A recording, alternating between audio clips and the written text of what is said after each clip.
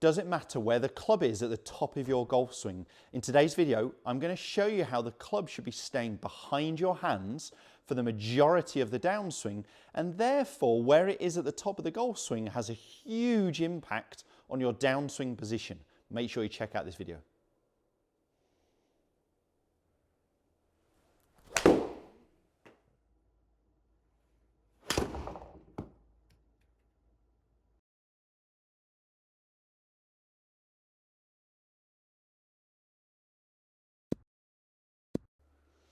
So in today's video, we're going to be discussing where the club should be pointing at the top of your golf swing and how that affects your downswing position. And this may seem quite a simple point to you, but many golfers get this wrong. So I would like to see, especially with an iron in my hand, the club to be a little bit laid off. So laid off means the club is pointing a little bit more behind me, okay, rather than in front of me. So I'd like the club, when we're not quite getting to a full top of the backswing where the club is parallel to the ground, I'd like the club to be pointing more behind me.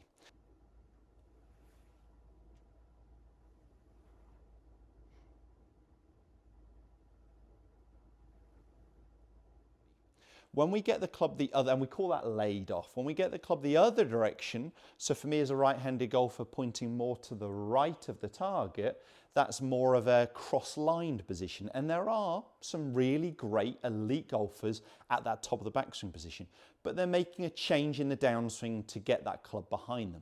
So if you think about this, for the majority of the downswing, the club head is staying, or should stay, behind my hands. You know, would I like the club behind my hands at this stage or in front of my hands?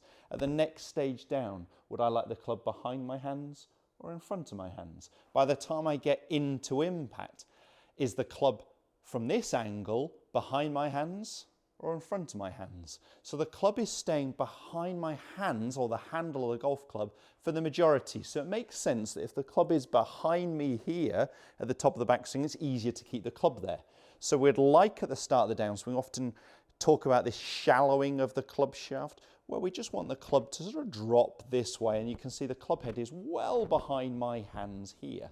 What we don't want to start to see is the club moving forwards and the shaft getting very vertical, or the club getting outside my hands, because I'd end up with a very steep vertical out to in downswing, a sort of a chopping action into the golf ball. So we've got to get the club working on a big arc, a big circle. So we want it to start to stay, well, not start to stay, but stay behind my hands and the handle of the golf club at the start of the downswing. Pre-impact, I'd like the club just slightly behind my hands.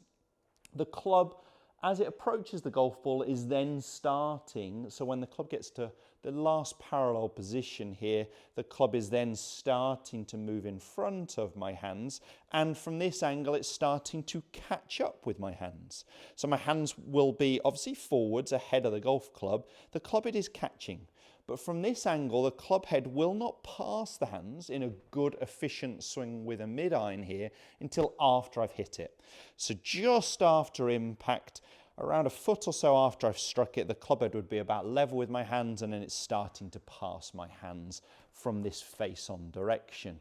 So for the majority of the downswing, the club head is staying behind me, closer to the back of my heels. It's only starting to move out in front of my hands as it works out towards the golf ball from this last parallel position. And yes, it is catching up with my hands from the face-on, front-on view, but you can see at impact, I'd still like my hands to be slightly ahead of the golf club. That does change with different golf clubs. So with a driver, same things would be true on the downswing, from the downline angle, from the face on. Because the ball is more forward, we'd almost expect the club head to catch up with the hands by about the time we get to the golf ball. There are some real elite golfers who manage to keep their hands slightly ahead of the golf club. But for the majority of players, if they actually got the hands and the club pretty level at impact, meaning the club head is catching my hands by the time I strike the golf ball, that's a good thing. Because we're changing the angle of attack, we're changing the dynamic loft on the golf club. With an iron, we should be de-lofting the golf club a little bit. With a driver, we should be adding on a little bit of loft to the golf club. And of course, a big change there is that ball position. But for the majority of the swing, with both these clubs, the club head is behind my hands. So if I can keep the club behind my hands in a slightly more laid off position at the top, I've got that flat lead wrist, I've almost got that way to trail hand position, and I can help maintain that where the club is falling behind my hands. I don't want to see it working forwards. The elite golfers, you get the club more cross-lined, so the club pointing out to the right of the target, almost in front of them here. They'll end up with more of a cut position, they'll end up with a higher trail elbow. And for them to make a good downswing, they've generally got to change direction this way, and there are some great golfers who do it. But we're always talking about making the swing simpler. So for your average golfer who's not going to be hitting hundreds of golf balls a day, playing and practicing 7 days a week, making the movement easier, simpler, easier to maintain really throughout your golfing career is going to make it a lot easier. So the club head's slightly behind my hands. So a drill I've got for you, I would use a wall. And if it's an inside wall, I would put a sock over the end of the club just so you don't ruin the paintwork in your house, or get outside and use the bricks or the garage perhaps. Stand around 2-3 feet from the wall and hold the club the wrong way round. And what we're going to do is we're going to get to the top of the golf swing, so I'm a couple of foot from the wall with a mid-iron, a little bit further as I get into a longer golf club. I'm going to try and get the club to touch the wall, not my hands, but the club head. I said that the wrong way around because I'm holding the club the wrong way around. What would be the club head, the grip end, is going to be touching the wall. So it's touching the wall at the top of the golf swing, that flat lead wrist. You can see my right arm, my trail arm in a really good position here, that weighted trail hand. And the club head is going to stay down the wall to at least halfway down before it starts moving forwards. And it doesn't catch up and start to pass my handle until we're after last parallel. And even into impact, my hands are still forward. So the wall drill is fantastic. So if we imagine the wall's behind me here, let's hold the club the right way around. Club head is touching the wall, staying down that wall behind my handle until that last parallel position where it starts to move forwards, and into impact, my hands are still ahead of the golf club. So I believe it's easier from this position than this position. So the wall drill, I think, is fantastic. The other exercise, if this is an area of the game that you need to tidy up, you're getting it perhaps cross-lined, you're seeing a cupped lead wrist, you're seeing a high flying trail elbow at the top of your golf swing, and you're finding it hard to manage, try these exercises. The wall drill is where I'd start. The second drill I'd do is just with a cane up the side of the golf club. At the top of the golf swing, what I'd like to see is the club shaft, the cane here, pointing out in front of me.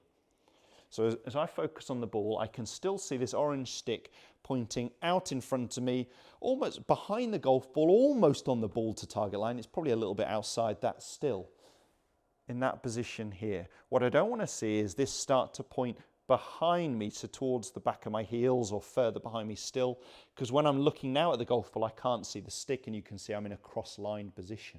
So I'd like the club to be behind my hands, and if it is, I've got this stick pointing out in front of me, okay? So slightly in front of my ball to target line, and obviously behind the golf ball. That would be a good top of the backswing.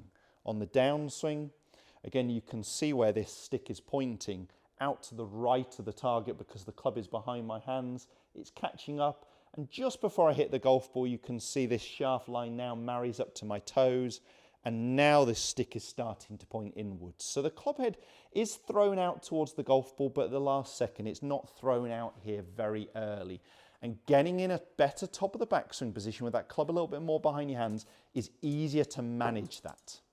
We definitely see with elite golfers, by the time they strike an iron, I've got a mid-iron here, their hands are ahead of the golf club. What we see with your average golfer is they are more level. They do not create as much shaft lean, which is the handle being slightly forwards.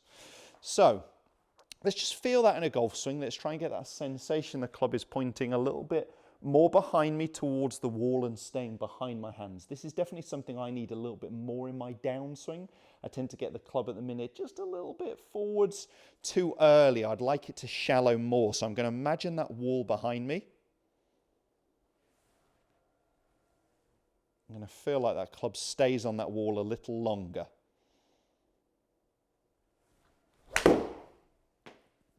So when you're practicing it, actually hit that very nice.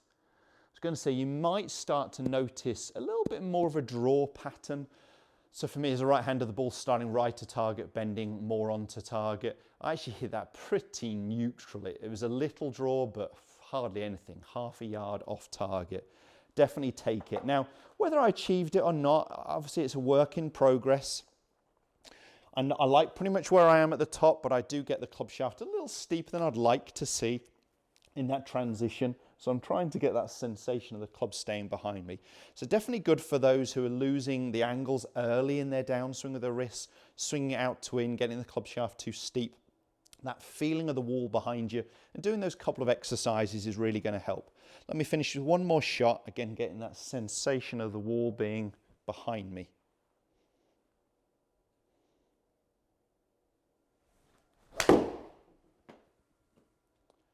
Well, I've hit 3 down my target line, really happy with the contacts and the strikes.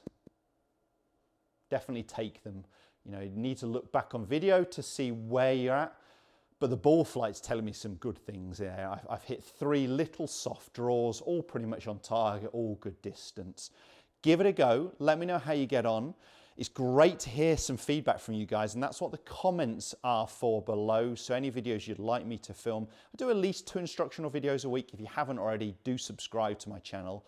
And right now, YouTube is suggesting the next video of mine that's relevant for you, and it's just here, so click on that at the same time.